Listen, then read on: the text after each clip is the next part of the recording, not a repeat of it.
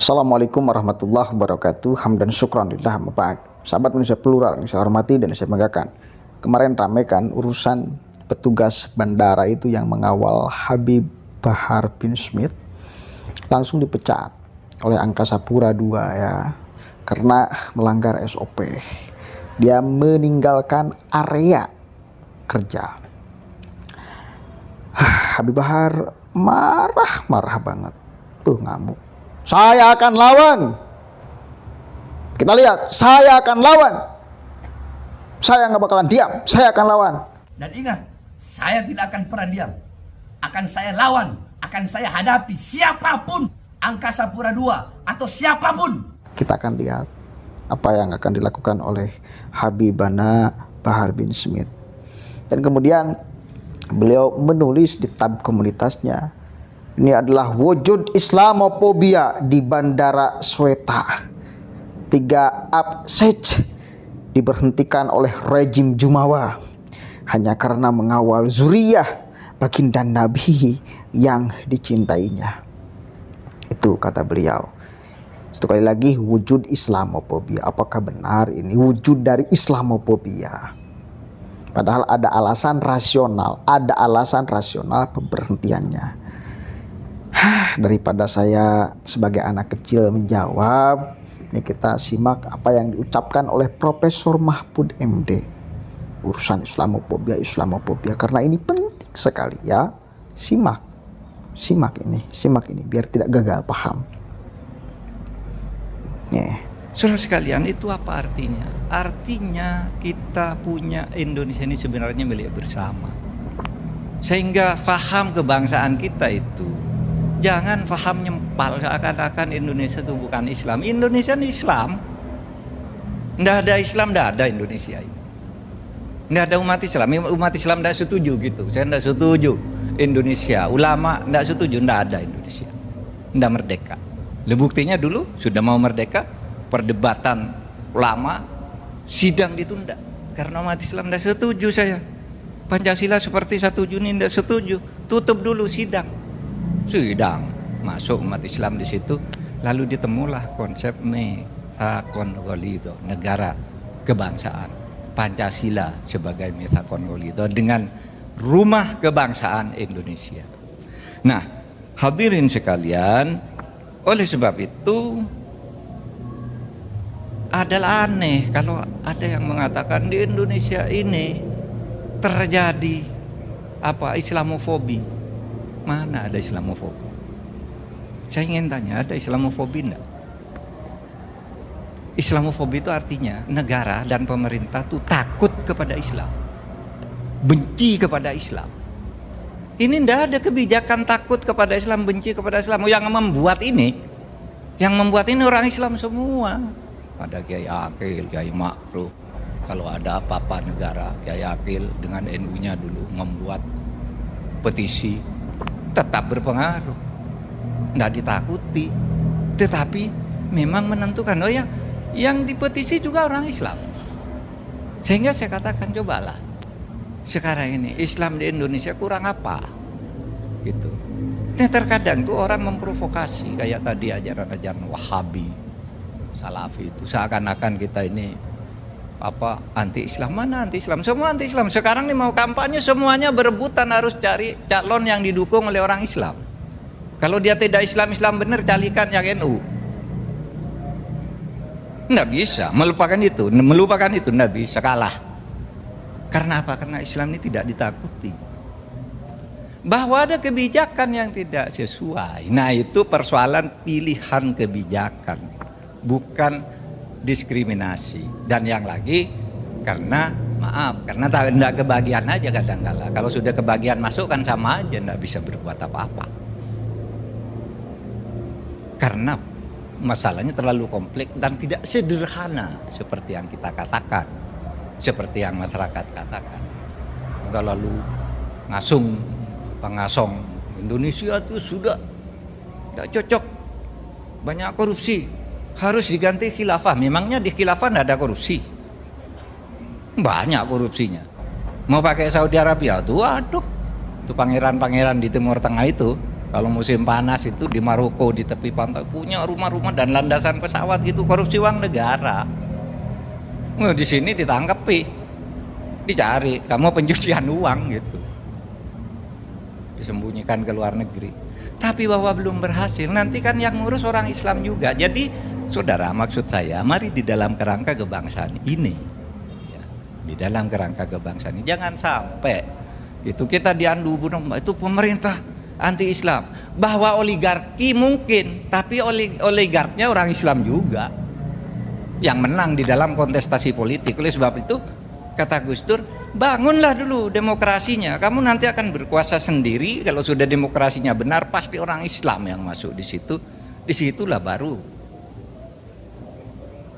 apa nilai-nilai Islami itu supaya ditambahkan. Nah coba sekarang betapa Indonesia Islam yang sejuk, damai, yang tidak harus sama dengan Islam di Arab Saudi. Ada yang mengatakan budaya itu haram loh. Saudara, Islam itu berkembang berdasar budaya. Ajarannya sedikit yang pokok itu pegangi, lalu dikembangkan berdasar budaya-budaya. Saya sering bercerita begini, coba Anda sekarang mumpung bulan puasa sana datang ke Arab Saudi sana. Apa di sana ada imsak gitu? Enggak ada. Karena itu bukan ajaran Islam imsak itu budaya Islam Asia Tenggara, dan itu bagus. Hebat bisa mengembangkan budaya. Kalau puasa kurang 10 menit ingatkan imsak, peringatan. Tapi di Indonesia kadang-kala orang salah imsak dianggap sudah mulai harus puasa. Enggak, itu peringatan aja. Nanti 10 menit subuh sesudah fajar, jelas garis putih dan hitam di timur itu, di ufuk timur, fajar sidik namanya, baru berhenti makan. Nah tapi di Indonesia kan ada budaya imsak, budaya tadarus sesudah taraweh, budaya sahur keliling. Apa itu salah?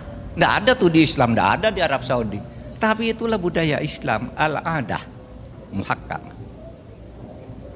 Sehingga jangan diperbenturkan gitu seakan-akan kita ini tidak Islam. Kadang-kala yang teriak-teriak, kamu tidak Islam, sholatnya telat. Menuduh-nuduh orang lain tidak sholat, dia sendiri sholatnya telat. Kadang-kala lupa juga. Nah, saudara sekalian, itu yang seperti katakan imsak. Imsak, saudara, kalau subuh sholat di Mekah tuh, nggak ada orang begitu selesai adzan subuh, ada yang begitu adzan subuh tuh langsung makan. Imsaknya adzan subuh itu baru mulai makan ada. Coba di masjid itu karena apa? Tradisi, cara menafsirkan di dalam kebutuhan lokal masing-masing. Lalu ketika berkumpul di Mekah itu berkumpul macam-macam cara beribadah yang sifatnya muamalah, bukan akidah uluhiyahnya, bukan soal ketuhanannya, tapi macam-macam. Di Asia Tenggara tuh pakai imsak. Bahkan dulu waktu saya kecil itu teriakan di masjid-masjid, ayuhal ikhwan qad ana waqtul imsak iyyakum wal akla wal syarba wa ghairu dzalik. Mulai sekarang kamu dilarang makan, minum dan lain-lain. Ini kan salah. Wong 10 menit lagi yang dilarang. Tapi itu dituruti. Kenapa? Oh, ini bagus sebagai tradisi gitu. Halal bihalal. Dari mana tuh halal bihalal? Ya dari Indonesia aja, di sana di Mekah enggak ada halal bihalal. Selesai ya selesai. Ya, sama. Jadi saudara sekalian, kayak imsak tadi nih. Kadang-kala nih orang yang salah, anaknya sedang makan, imsak dipukul, berhenti minum gitu. Padahal itu peringatan, itu tradisi Islam Asia Tenggara. Dulu waktu Nabi itu ada beberapa hadis, salah satu diantaranya ketika suatu hari pagi Nabi sedang bersahur di Masjid Nabawi gitu, Bilal, ini waktunya subuh, saya mau adzan, ini sudah subuh, dilarang makan, subuh bukan imsak. Oleh Nabi, Bilal, ntar dulu. Kenapa Nabi? Jangan adzan dulu nih, masih ada orang makan, biar selesai dulu.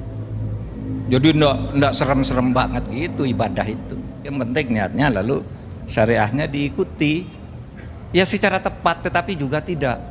Kalau hitam putih kayak gitu, ada situasi-situasi tertentu yang harus kita kembangkan.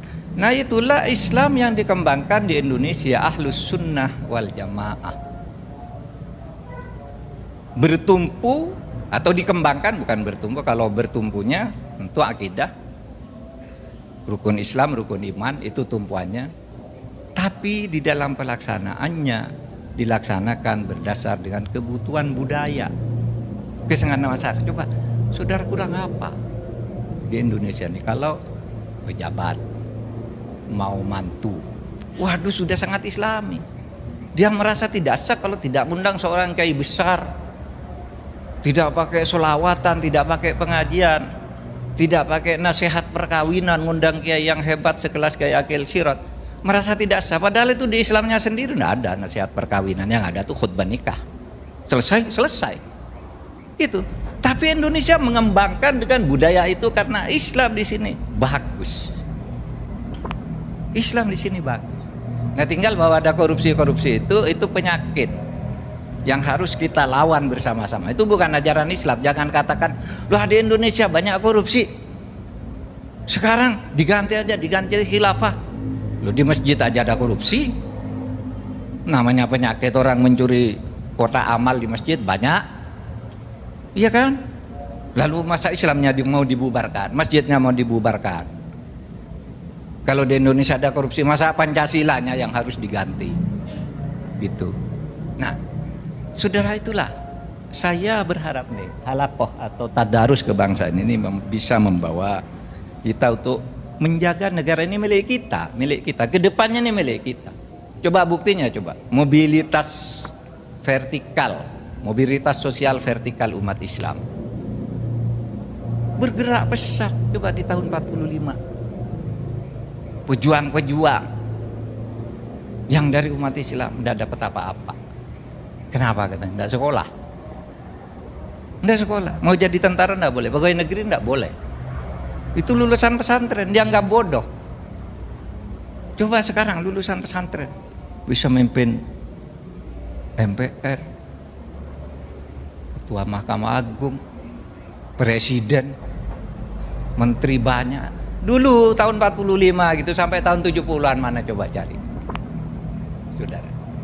Pasti kalaupun Islam ya Islam, tetapi karena menang pemilihan elektoral di misalnya Masumi atau apa, tapi di kabinet gitu ya Islam yang dari Masumi dan dari NU gitu. Yang lain lebih banyak ya Islam formal, KTP lah.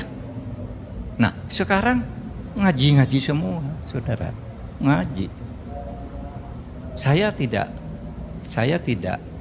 nanti kalau ada orang wah Mahfud ini karena jadi pejabat sekarang muji-muji, enggak, sejak dulu. Misalnya kalau saya katakan, kalau saya bepergian sama Pak Jokowi ke luar negeri, waktunya sholat itu sholat ya, meskipun sedang rapat resmi. Berkali-kali saya ikut sholat. Waktu makan dibatasi jam 12 sampai jam 1 misalnya, beliau makannya setengah 1 udah selesai, cari ruangan sendiri sholat. Di istana juga orang sholat, sholawatan dan sebagainya sudah banyak. Jadi budaya Islam sudah tumbuh, jangan diganggu dengan radikalisme, takfiri dan sebagainya. Yang menganggap selalu kalau orang Islam yang bukan dia yang berkuasa salah, ini salah. Nah, yang begini-begini nanti kalau berkuasa itu berbahaya tuh. Semua orang nanti dilibat berdasar kebutuhan dia. Nah, oleh sebab itu saudara, mari kita perkuat ikatan kebangsaan ini. Saudara, saya sudah sebenarnya mempersiapkan konsep-konsep, tapi tadi udah purna disampaikan oleh Kiai Akil, karena memang ini ngutipnya dari Kiai Akil semua. Ternyata beliau datang sendiri, salah deh saya ini, tidak bisa menyampaikan. Udah disampaikan oleh sumber aslinya, sudah tidak usah saya baca. Ini kutip semua. Oke, jelas? Paham ya? Nggak perlu ditambah, nggak perlu dikurang ya? Ada nggak kira-kira Islamofobia? Silahkan mikir bareng-bareng. Assalamualaikum warahmatullahi wabarakatuh.